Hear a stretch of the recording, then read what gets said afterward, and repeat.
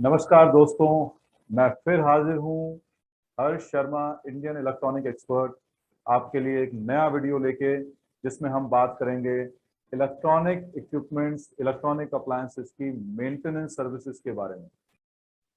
दोस्तों, आपको जानकर ये बड़ा आश्चर्य होगा कि मैं बात कर रहा हूँ मेंटेनेंस सर्विसेज की, और जो कि हम जनरली मानते हैं कि किसी इक्विपमेंट के लगने के बाद में और कुछ समय उसको उपयोग में लेने के बाद में वो शुरू होती है।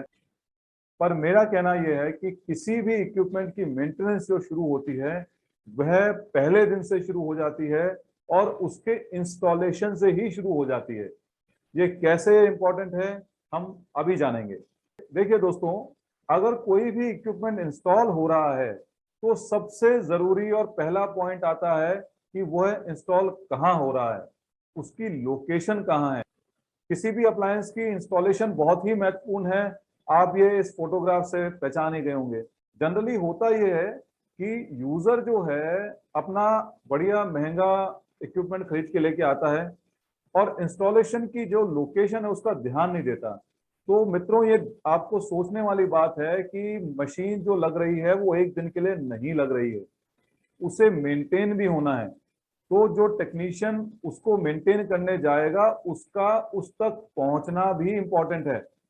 आप इस फोटोग्राफ में बिल्कुल आराम से देख सकते हैं कि तीन तीन भाई मिलके एक एसी को रिपेयर करने की कोशिश कर रहे हैं, और वह रिपेयर होगा नहीं होगा या कोई हादसा हो जाएगा, ये भगवान ही मालिक है। तो ये बहुत इंपॉर्टेंट है। वापस से मैं कह रहा हूं कि जिस लोकेशन पे कोई भी मशीन लग रही है, चाहे वो गीजर हो, एसी हो, चाहे कुछ भी हो, उसके लिए मेंटेनेंस, उसकी मेंटेनेंस के लिए एक्सेसिबिलिटी या वहां तक पहुंचने का जरिया जो है वो बिल्कुल क्लियर होना चाहिए, जिससे कि हम उसकी साफ सफाई रख रखाव आराम से कर सकें।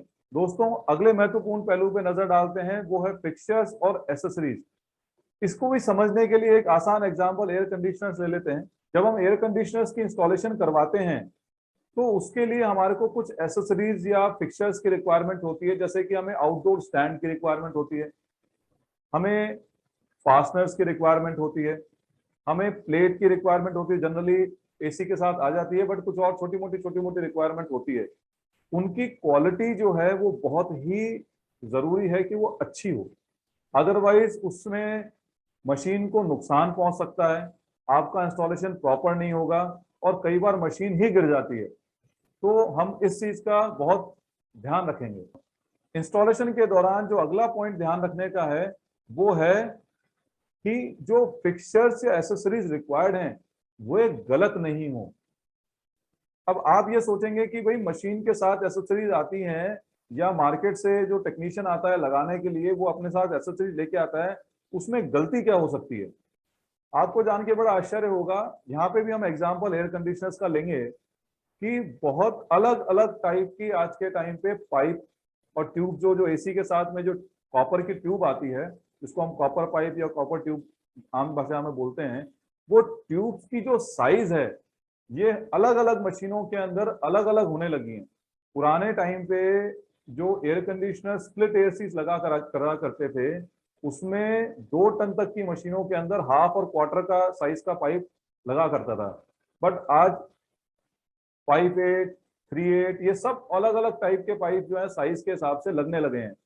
और जनरली मैंने ये देखा है कि जो बिल्डर फ्लोर्स होते हैं, जो बिल्डर के बनाए हुए फ्लैट्स होते हैं, इसके अंदर एक स्टैंडर्ड हाफ और क्वार्टर का साइज जो है यूज किया जाता है। पर आज के टाइम पे इन्वर्टर एसीज आ गए हैं, जो कि मशीन के अंदर रेफ्रिजरेंट जब घूमता है तो उसको सरफेस एरिया ज्यादा चाहिए होता है, उसका प्रेशर ज्यादा होता है, तो वहां पे थोड़ी बड़ी पाइप यूज होने लगी हैं।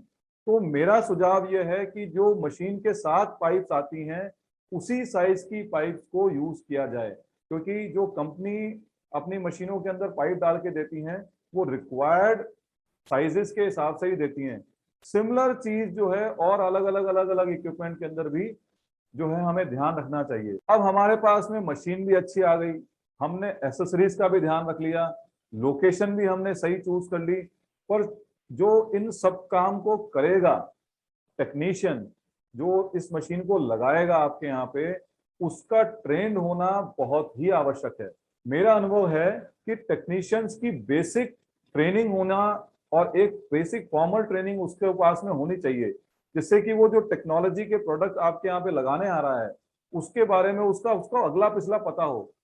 हिंदुस्तान में हमारे यहाँ देखा जाता है कि वो एक फॉर्मल ट्रेनिंग जो है मिसिंग होती है, उससे बहुत सारे तरीके हादसे होते हैं, बहुत आफत में काम करके जाता है आदमी, चीजों को बहुत तरीके से वो खुद नहीं समझता, उसको सिर्फ एक रटा रटाया उसके पास एक फॉर्मेट होता है जिसके ऊपर वो काम करके चल जाता है, उसने क्यों किया उसे अता पता नहीं होता, वो क्या कर रहा है उसे कुछ मालूम नहीं होता। और हम ग्राहक जो हैं हमें तो वैसे ही कुछ नहीं मालूम होता कि ये क्या होने वाला है, बस हमें तो हमारे प्रोडक्ट को लग जाए, वो दिखने में ठीक है, ठीक ठाक फिटिंग हो जाए, वही चाहिए। पर आपको ये जान के जानकारी होना चाहिए कि जो टेक्नीशियन आपके यहाँ पे काम करने आ रहा है क्या वो ट्रेंड है, उसकी ट्रेनिंग कहाँ हुई है, क्या उसके पास में जिस काम को वो करने जा रहा है उसकी कोई छोटा मोटा डिप्लोमा कोई फॉर्मल ट्रेनिंग उसके पास में है।